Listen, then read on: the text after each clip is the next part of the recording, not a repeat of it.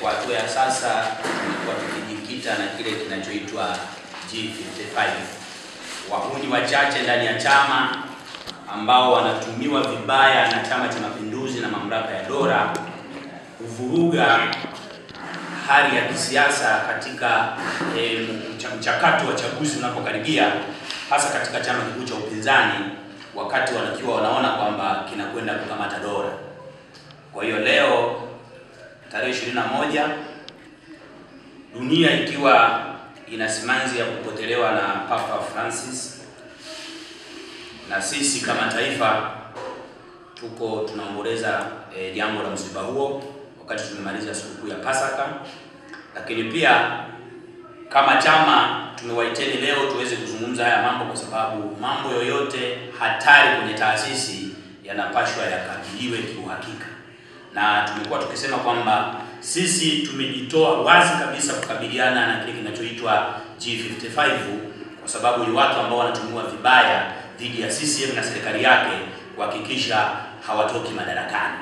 Sasa kwenye hili jambo la kwa nini no reform no election, tumekuwa tukizungumza, na huu ni msimamo ambao hauhitaji shule kubwa. Tunasema no reform no election. Pasipo mabadiliko ya kimfumo wa uchaguzi, taifa halitakwenda kwenye uchaguzi. Kwa ni muhimu na ni vizuri kabisa kwa waandishi wa habari jambo hili mkawa mnaliweka kama linavyozungumzwa. Si kwamba Chadema hatutashiriki uchaguzi. Si kwamba Chadema tumejitoa kwenye uchaguzi. Hatujajitoa, na sio kwamba tumesema hatutashiriki. Nchi haitakwenda kwenye chaguzi kama hakuna reforms. Na kama hoja hii inatajwa kuwa ni uhaini, basi wahaini kwa kutetea mifumo bora ya uchaguzi, kwa kutetea haki ya kura ya mpiga kura, tutakuwa wengi kwenye nchi hii, na hili taifa sasa halitakimbiliwa tena na mataifa mengine kwa maana ya kuwekeza. Kama hoja hii inatajwa kuwa ni uhaini. Lakini tunachokiamini kwamba hata sisi wapo wanaosema no reform no election, ila hawawezi kujitokeza, wako nyuma yetu. Jambo la no reform no election ni muhimu likatambulika, ni agenda ya kitaifa, sio agenda ya Chadema. Ni agenda ya kitaifa. Hatuwezi kuwa tunakwenda kwenye chaguzi tumechoshwa na utaratibu wa kila mwaka wa uchaguzi. Ni lazima idadi ya wajane ipatikane kwa kufiwa wamezao ambao wanashiriki masuala ya kisiasa. Ni lazima tupate idadi ya wagane kwa sababu wake zao wanashiriki masuala ya kisiasa.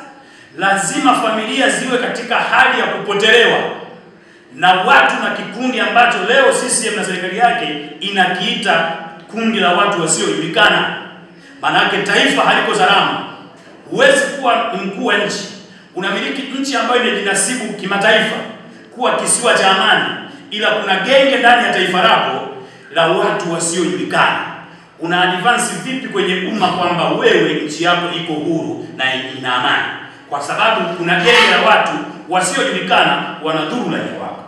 Tumechoshwa na utaratibu huu wa kuwapeleka watu kwenye chaguzi ili wakauawe, na tuna reference ya chaguzi 3 mfululizo ambazo kimsingi tunazitumia kama sehemu ya yeyote anayejua kusoma na kuandika peke yake, hakuhitaji PhD, lazima aone na aungane na hoja ya no reform no election. Mtakumbuka tulikuwa na chaguzi za 2019. CCM iliengua vyama vya upinzani wagombea wake takriban kwa asilimia kama 97+. 2020 CCM ikaondoa mfumo la uchaguzi kabisa, ikabeba nao. Wakatupa mtu kwa ruzuku. Chama hiki kikuu cha upinzani ambacho kimekuwa na wabunge 72 kwenye bunge la Jamhuri, tukapewa mbunge mmoja, dada Aida Kenani, kama ruzuku.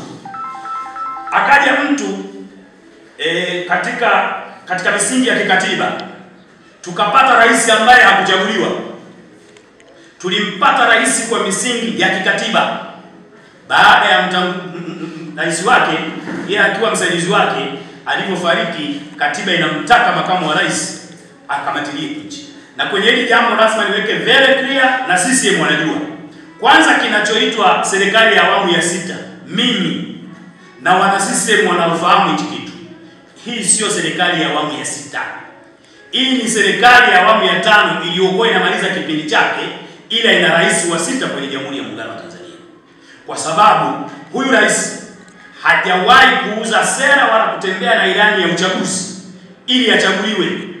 Kwa kutengeneza awamu ni baada ya kwamba yeye ametokana na serikali ya awamu ya 5 iliyonadi sera 2015 kwa miaka 5, ikatengeneza sera na ilani ya uchaguzi ya 2020 kwa miaka 5 ambayo inakoma mwaka huu. Sasa yeye kuwa rais humo katikati hakuondoi dhana ya kuita serikali ya awamu ya 5 eti hii iitwe serikali ya awamu ya 6. No, hili nimeona liweke sawa sawa, na wana CCM wanajua, na dunia inajua, na Watanzania wenye akili timamu ambao wanafanya matumizi sahihi ya akili zao, tunapaswa kujua hii ni serikali ya awamu ya 5 inayomaliza muda wake.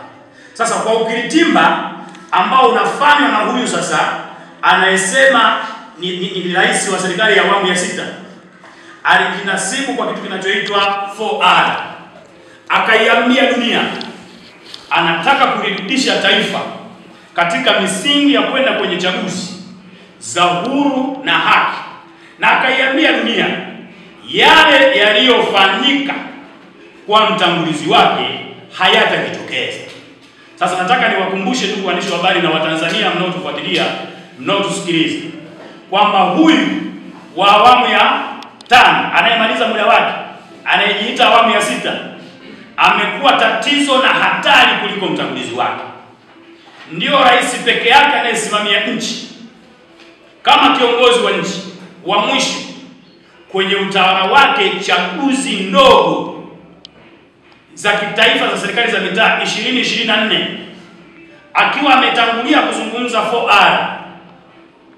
Tumeona na kushuhudia mauaji makubwa yakitokea ndani ya taifa letu kipindi cha uchaguzi. Jambo hili haliwezi kuwa sawa. Tuna familia 4 ambazo wagombea wa Chadema wamepoteza maisha kwenye uchaguzi wa serikali za mitaa kwa sababu ya kugombea kitongoji na mtaa ama kijiji. Hizo 4R ziko wapi dhidi yake?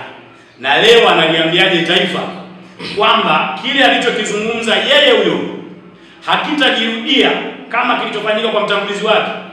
Yeye sasa kimejirudia. Na kwenye hili lazima nizungumze. Juzi wakati tunakwenda kwenye kusherehekea sikukuu ya Pasaka jana, wako maaskofu mbalimbali nchini wamezungumza wazi. Kabla jambo halijakufika, unaweza ukasema kwamba taasisi za dini zisituingilie, ila taasisi hizo za dini zikisifia serikali hii, wanasema hawa viongozi wa dini wanafanya mambo sawa sawa. Wakikosoa serikali, wanaambiwa na kupewa onyo wasiingilie masuala ya kisiasa na badala yake wahubiri waumini wao. Itoshe kusema ni muhimu wakajua kwamba hata wewe ambaye ni kiongozi leo wa serikali ni muumini katika hao viongozi wa taasisi za dini, na wanao wajibu na haki kabisa kikatiba kuzungumza na Qur'ani yanayotendwa na serikali hii kama hayako sawa sawa. Wanapotelewa na waumini wao, wanapotelewa na ndugu zao. Unaposema usiingiliwe kwenye masuala ya kisiasa, lakini ukiapa unakamata kitabu, whether ni Masaf, whether ni Biblia, kuapa kwamba utasimamia na kuhakikisha unalinda haki na utu wa watu na kuhakikisha taifa linakuwa salama kwenye nyumba hizo za ibada za hao unaosema wasiingilie. Kwa kwenye jambo hili nilitaka niliweke very clear kwamba tumejipanga na tuko tayari, tunakisaidia chama kwa sababu sisi ni moja kati ya wanachama, viongozi waandamizi wa chama, ambayo kwenye jambo hili kwa yeyote ambaye anakengeuka kwenye msingi wa no reform no election, tunakabiliana naye kadri alivyokuja. Niliwahi kuambia kwamba ndugu zangu, nguruwe hana kibla, atachinjwa the way alipodondokea ndipo kisu kitamkuta. Sasa wote wanaopinga no reform no election tunawakabili perpendicular namna ambavyo wamekuja. Na kwenye hili jambo lazima niseme, kwa sababu nitumie fursa hii pia kuzungumza. Tunaposema tumechoka mambo haya, tumechoka watesi wote ambao wanakeuka misingi na vikao halali vya chama, wana misbehave matamko na maamuzi ya chama, tena vikao vya juu vya kitaifa vya chama chetu. Kamati kuu ilipitisha no reform no election, ikapeleka baraza kuu, ikapeleka mkutano mkuu, vyombo vikubwa vitatu vya taasisi yetu, ambavyo jambo lile likipitishwa linabaki kuwa sehemu ya taasisi na kuwa agenda. Tuliwaambia tarehe 6 April kwamba tunakabiliana na D55, na leo tumerudi kwa sababu wako watu, tulisema wakati nchi inakwenda kwenye kufikia malengo ya kitaifa, kwa sababu nataka niwaambie hii no reform no election ndio ukombozi wa taifa hili. CCM wanajua, serikali inajua, na Samia anajua hili, kwamba ukombozi wa nchi hii wa utawala wa uhuru na haki unapatikana kwenye agenda ya no reform no election. Pasipo mabadiliko ya kimfumo hatutakwenda kwenye chaguzi. Kwa hiyo tunahitaji kwenda kwenye chaguzi ambazo kura ya mpiga kura itaheshimiwa. Sasa kwenye hili lazima niwe wazi, niseme kwamba kwenye kanda yetu wako watu wachache ambao tulisema wana element vya D55. Wako watu kama alivyozungumza mwenzangu kwamba wameanza kuokoka, tunawaombea. Wako watu ambao ni viburi, wanaendelea kuwa kwenye D55. Hatuwezi kufumbia macho jambo hili, lazima tuwakabili. Yupo kiongozi kwenye kanda yetu hii ya Magharibi, na kwa maslahi mapana ya taasisi ni muhimu nikamtaja wazi hadharani, chama kikajua, taifa likajua kwamba tunao watu wanaopinga huu mfumo katika taasisi ambayo inakwenda kuokomboa Tanzania. Ndugu Masanja ambaye ni makamu mwenyekiti wa kanda yetu hana tofauti na huyo aliyehasi kanda ya kati, makamu mwenyekiti wa kanda ya kati aliyeitisha mkutano wa hadhara Singida akazungumza vitu vya hovyo na vya kipuuzi. Tofauti ya yule na huyu wa Magharibi ni kwa sababu yule aliita mkutano wa hadhara, huyu ametumia mitandao ya kijamii. Ninalo andiko lake hapa kwenye simu, kwenye magrupu yetu ya chama. Kwa nafasi yake huyu Masanja Katambi ambaye ni makamu mwenyekiti wa kanda ya Magharibi kuzungumza wanao support no reform no election ni sawasawa na mbwa wanaobweka.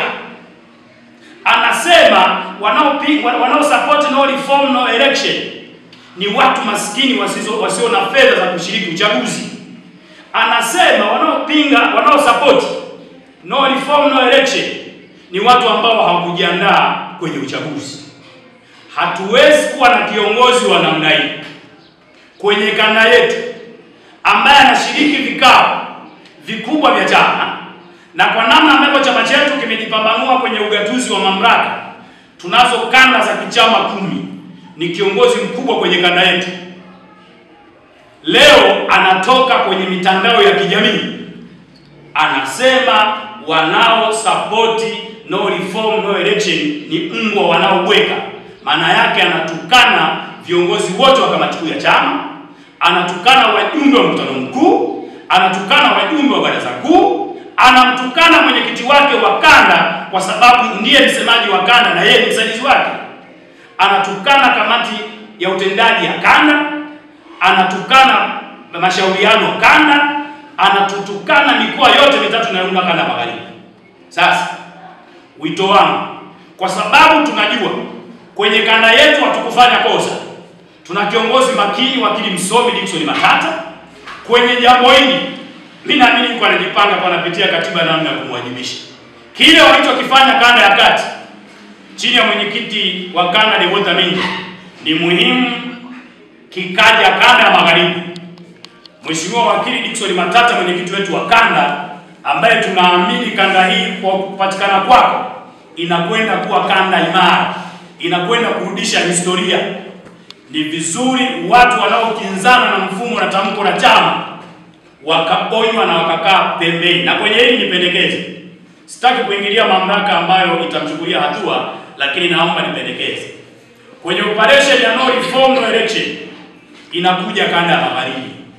Ni vizuri huyu mtu ndugu Masanja huyu, na popote alipo awe anasikia hiki kitu, asijishirikishe na jambo lolote ya maandalizi ya kupokea viongozi watakao kuja kuhubiri no reform no election kwenye kanda yetu na kutoa elimu kwa nini hatuendi kwenye uchaguzi kama taifa bila kupatikana mifumo bora ya kiuchaguzi, kwa sababu ni mmoja kati ya watu anayekwamisha, lakini amewaita ni sawa na Mungu anaoweka. Sasa anawezaje kushiriki mapokezi ya hao viongozi? Kwa hiyo ninapendekeza, pamoja na hatua zingine zitakazochukuliwa dhidi yake, kwanza awe nje ya mfumo wa kiuongozi, akae pembeni, ili tupokee viongozi ambao wanapita nchi nzima, majimbo yote, kutoa elimu ya kwa nini kama taifa halitakwenda kwenye uchaguzi kama hakutakuwa kumepatikana mifumo bora ya kiuchaguzi na kanuni za uchaguzi. Jambo lingine ambalo nataka nizungumze, nadhani message sendi kwa ndugu Masanja kwenye hilo, na kanda ijue hilo kwamba tunaye kirusi mkubwa ambaye ni makamu mwenyekiti wa kanda, na hatua zichukuliwe immediate. Na kwenye hili hatutakupapasa na hatutakaa tumuogope mtu kwa cheo chake, kwa sababu ana misbehave mifumo na misimamo ya vikao halali vya chama tena vya kitaifa, ambavyo viongozi wote wawakilishi wa majimbo, mikoa na wilaya walihusika Mlimani City tarehe 21 na 22 kwenye kubariki ajenda ya kwa nini kama taifa litakwenda kwenye uchaguzi kama kutakuwa kumepatikana mifumo bora ya uchaguzi. Kwenye hilo jambo, wale wanaofanana na Masanja wanaojiita mamlaka ya Tume ya Taifa ya Uchaguzi, mmesikia takriban wiki moja sasa, ilikuwa tarehe 12 mwezi April, kulikuwa kuna kitu kinaitwa kwenda kusaini kanuni za maadili ya uchaguzi. Wakatoka nje, tena wameenda shule, wakatangazia dunia eti Chadema rasmi kujiondoa kwenye uchaguzi. Nataka niwaambie na taarifa iwafikie, Chadema hatujajiondoa kwenye uchaguzi, ila nchi hii haitakwenda kwenye uchaguzi kama hakuna reforms. Na kwenye hili lazima tuseme pia na uchafu ambao wameendelea kuubariki. Nitawasomea kanuni mojawapo kwenye hicho wanachokiita sheria za maadili ya uchaguzi. Kanuni namba 52 ya uchaguzi wa rais, wa bunge na madiwani ya mwaka 2025 ikisomwa kwa pamoja na vifungu vya 102D na E cha sheria ya uchaguzi wa rais, madiwani na wabunge namba 1 cha 2024, wanasema wakala hatoruhusiwa wa vyama vya siasa hatoruhusiwa kupewa nakala ya matokeo, na wala hakutabandikwa matokeo kwenye kuta ama mbao za matangazo kuonyesha matokeo ya uchaguzi uliofanyika. Sasa naomba niwaambie ndugu waandishi wa habari na Watanzania wenzangu, ni mwenda wazimu peke yake anaweza kuona hili jambo kama ni sawa. Yaani unakwenda kwenye uchaguzi, wakala hataruhusiwa kupewa nakala ya matokeo na wala hayatabandikwa kwenye kuta za matangazo. Maana yake ni kwamba wametangazia dunia wizi wa mchakato wa uchaguzi. Hasa vimetokea vigengegenge fulani wanaita vya jinasibu, wamekwenda pale vyama 18 haya magenge yamedhaminiwa na mtawala asiyetaka kutoka. Wamekwenda kusaini, wanasema kanuni za maadili ziko sawa sana. Nataka niwaambie iko hivi. Kwanza, kuto kushiriki kusaini kanuni za maadili hakuiondoi sifa ya chama cha siasa kuto kushiriki uchaguzi. Unajua kanuni za maadili kwenye familia yako ni sawa na kitukuu. Hakawezi kuwa na sauti kama baba wa nyumba unazungumza habari ya familia. Baba wa nyumba kwenye taifa lolote ni katiba ya nchi. Moja kati ya sheria kwenye katiba ya nchi hii, pamoja na udhaifu wake, inasema moja kati ya majukumu ya chama cha siasa chochote kilichosajiliwa katika usajili wa kudumu ni kushiriki national election, uchaguzi wa kitaifa. Sasa haiwezekani katiba inasema chama cha kisiasa ni lazima kishiriki uchaguzi, eti kikanuni hicho kitukuu kinasema usipokisaini hautashiriki uchaguzi. Mwenda wazimu peke yake ndio anaweza kaona hiyo ni logic. Sasa wao wamedandia, tunasema wamedandia giani angani kwamba Chadema hawatashiriki uchaguzi, wamejiondoa rasmi na nini. No, nataka tuweke very clear. Nataka niwaambie ndugu waandishi wa habari na Watanzania wenzangu, kwa mara ya kwanza hatutakwenda kwenye uchaguzi kama taifa, nation, kwamba hatuendi kwenye uchaguzi bila kuwa na mifumo ya uchaguzi ambayo haimfanyi mshindani wetu ajitangaze mwenyewe. Ni upuuzi tu kwamba huyu aliyetangaza juzi hizi kanuni ni mteule wa rais. Huyo rais ndio mwenyekiti wa Chama cha Mapinduzi. Huyo rais amejipitisha juzi Dodoma, ni mgombea wa bila kupingwa ndani ya chama, na yeye tunakuendelea kwenye ushindani. Unawezaje kushiriki uchaguzi wa kihuni kwa viwango hivi vya unayekwenda kupambana naye? Yeye ndio anayeteua watakao watangaza, yeye ndio anasimamia vyombo vyote vya ulinzi na usalama, na ndio maana kimejawa kiburi kwenye jeshi la polisi kwenye masuala ya kitaifa, hasa yanayohusu usalama wa raia na mali zao, na uhalali wa kila Mtanzania kutoa maoni kadri anavyoona inafaa pasipo kuvunja sheria za nchi. Sasa kwenye hili jambo tunalizungumza na kurudia kwamba no reforms no election, hakuna mabadiliko ya mfumo wa kiuchaguzi, taifa halitakwenda kwenye chaguzi. Lakini pia naomba nitumie fursa hii kama nilivyozungumza kwamba kama hujaguswa huwezi kuona kama hii taifa lina shida. Nataka niwaambie ndugu zangu, mimi ni moja kati ya familia wahanga kwenye utawala huu. Ni moja kati ya familia wahanga kwenye utawala huu wa mtu aliyejinasibu kwamba yeye anakuja na kitu kinachoitwa 4R. Tarehe 15 Septemba 2021 nilipotelewa na ndugu watatu. Na wataja kwa majina kwa sababu kama familia hatujakaa msiba na haturuhusiwi, kwa sababu tukikaa tutaambiwa amefia wapi. Lakini ni hicho kikosi kinachoitwa cha wasiojulikana, kwa sababu ndugu zetu hatujawaona. Wa kwanza ambaye mimi kifamilia namuita Bamdogo ni Chris Bega. Huyu ni raia halali wa nchi hii, ni Mtanzania, ameacha mke na watoto nyumbani wilaya ya Kaliua, kata ya Usinge, kijiji cha Usinge. Chris Bega kapotezwa tarehe 15 mwezi Septemba 2021 kwenye utawala wa huyu mama. Kayege Musa ambaye mimi kifamilia ni mdogo wangu amepotezwa Septemba 15 hiyo ya 2021 na kijana mmoja namfahamu kwa jina moja anaitwa Nuru. Kwa wale ambao wanatambua wilaya ya Kaliua Usinge, alikuwa anaishi kijiji cha Majengo ya Tabora. Sasa haya maumivu ni kwa sababu tu hawa watu wanaamini katika haki. Serikali chini ya Chama cha Mapinduzi inapoteza ndugu zetu tunapokwenda kila nyakati za chaguzi, alafu wanatokea wahuni wachache wanasema ni muhimu tukaenda kwenye chaguzi. No, hichi kitu sio sawa, hatutakikubali. Na popote Mtanzania yoyote alipo, mahala popote, kwa nafasi yake ni muhimu akakemea utawala wa kidhalimu wa namna hii na kuungana na wanachadema na Watanzania wote wapenda haki na mabadiliko, twende kwenye agenda ya kitaifa ya no reform no election. Kwenye hili jambo pia naomba nizungumzie issue ya jeshi la polisi. Tumesikia juzi mmoja anaitwa Muliro, kamanda wa jeshi la polisi kanda maalum ya Dar es Salaam, anasema watu wote ambao wamejipanga kwenda Kisutu tarehe 24 kwenye kesi ya Mheshimiwa Lissu ya uongo, kwamba amejipanga yeye na majeshi yake kukabiliana nao. Nataka niwaambie ndugu zangu, na jeshi la polisi natuma salamu. Ni muhimu mkajiondoa kwenye masuala ya kuinterfere politics. Hizi siasa ndio zinafanya zinajadili mshahara wa kwao. Mwanasiasa ndo anaipanga askari alipo shilingi ngapi. Kwa nini wamejigeuza kuwa sehemu ya wao kwenye chama kimoja ambacho kinatawala?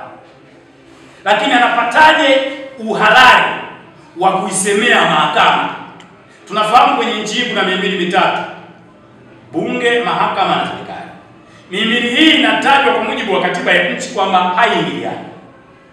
Sasa kama jeshi la polisi kupitia wizara ya mambo ya ndani, na naona waziri amekaa kimya, ujinga ukiendelea, anapataje ujasiri Muliro kama hajatumwa na Chama cha Mapinduzi kuisemea mahakama ambacho ni chombo kilicho huru Na kwenye kesi za uongo za namna hii, kubwa za namna hii za uhaini na ugaidi na mambo mengine yanayofanana na kesi hizi, mahakama inasema ni muhimu kesi za namna hii umma ukaenda kupata elimu, kwa sababu ni kesi ambayo inatakiwa isikilizwe public, watu wakajifunze, watu wakaone kwamba kwenye nchi hii ni kweli tuna wahaini.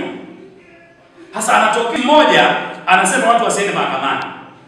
Tunasema na tumejipanga, tutakuwa Dar es Salaam tarehe 24, na Watanzania wote waliojipanga kwenda kwenye hii kesi waende.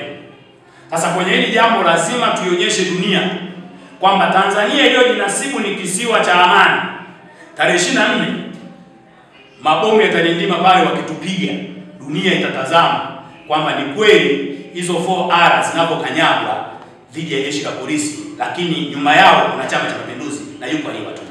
Sasa binafsi ni muone kama Mlilo yeye binafsi kwamba ni muhimu akajiondoa kwenye hili dhana. Tumechoshwa na mifumo ya nchi hii ya hovyo, asijiingize kwenye hili tatizo. Tutakwenda Watanzania kwa maelfu tarehe 24, kwa sababu kesi hii ni ya maslahi ya kitaifa na kidunia. Ni muhimu akajua kwamba kupitia kesi hii tumefunga milango ya uwekezaji wa mataifa yote ya nchi. Huwezi kuwa una akili timamu taifa lako likaenda kuwekeza kwenye nchi ambayo ina watu ambao ni wahaini. Tumeondoa uchumi, tumeondoa wawekezaji, watalii. Mlilo anaona jambo la maana sana kwenye hili habari. Sisi tunasema kwamba hatutarudi nyuma, hatutakishika, na kwa sababu waliamini wakimpa Mheshimiwa Lissu kesi hii tutarudi nyuma, bado tunaye jemedari Mheshimiwa John Heche, makamu mwenyekiti wa chama Tanganyika, ambaye anaongoza mapambano haya.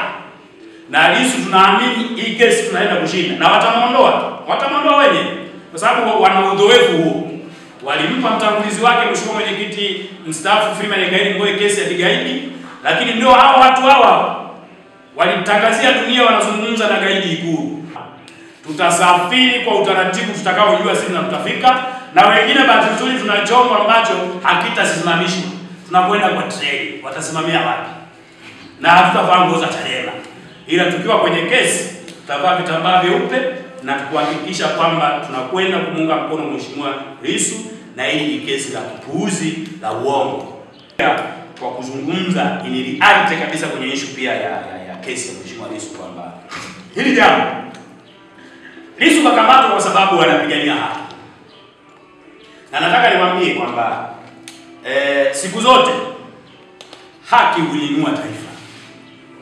Na kwa sababu tunajua, na kwenye hii kesi naomba nitoe wito, nimtake Mheshimiwa Rais, nimuombe kabisa kwa moyo wa dhati asikilize viongozi wa taasisi za dini. Kupitia kesi hii imeondoa dhana ya kuzungumza ibada ya ukombozi wa Yesu Kristo kwa siku mbili. Mfano kwenye nyumba zote za ibada ulikuwa ni kesi ya Mheshimiwa Lissu. Sasa ni kesi la uongo. Ni muhimu akasikiliza wakuu wa taasisi za dini, akaiambia mamlaka ikaondoa kesi hii ya Lissu mapema, tena wasikusumbua kwenda Dar es Salaam.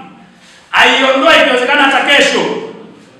Iondoke kesi hii, kwa sababu hii kesi inalitukanisha taifa, na kwa sababu ni kesi ya uongo inalidhalilisha taifa na inaondoa sifa ya nchi hii. Kwa miaka 63 plus tangu uhuru hatukuwahi kuwa na vitu vya hovyo vya kiwango hiki, lakini itakuwa ni jambo la ajabu sana kujitwisha mzigo akiwa anaendesha taifa ikiwa kwenye mwaka wa uchaguzi anambambikizia kesi mpinzani wake mkuu, kesi ya uhaini. Sio jambo jema. Taasisi zote za kiraia, taasisi za kisheria, taasisi za dini zimelaani vikali jambo hili na kumuomba Mheshimiwa Rais aondoe kesi hii bila masharti yoyote, na wengine wote wafungwa wa kisiasa waondolewe. Nami binafsi nachukua fursa hii kutoa wito na kuomba Mheshimiwa Rais aondoe kesi hii, kwa sababu inatutukanisha kama taifa. Aiondoe hii kesi kwa sababu inatuondolea kipato at the nation, kwa sababu hatuwezi kupata watalii. Aondoe kesi hii kwa sababu imetuingiza katika tunasema katika mfumo wa kidunia kuwa na taifa ambalo linaendeshwa kifalme. Unajua katiba ya nchi inamtambua rais kama Mungu anayezungumza.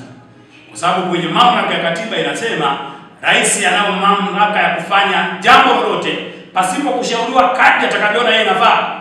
Mtu huyo ni nani?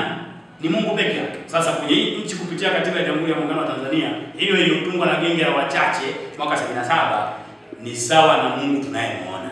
Sasa kwa utaratibu huu, kwa sababu anayejua dini na kama ana hofu ya Mungu, amwachie haraka Mheshimiwa Lissu ili twende kwenye mapambano ya kutafuta reforms za kikatiba na twende kwenye uchaguzi ulio huru na wa haki.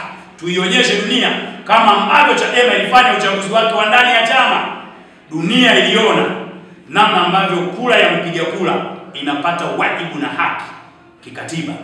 Tulionyesha hivyo, tulifanya kama chama, tulikuwa tunaiambia dunia kwamba Waafrika tunao uwezo wa kufanya chaguzi za huru na haki. Tunaomba Samia ajifunze kusoma uchaguzi wa Chadema uliofanyika tarehe 21.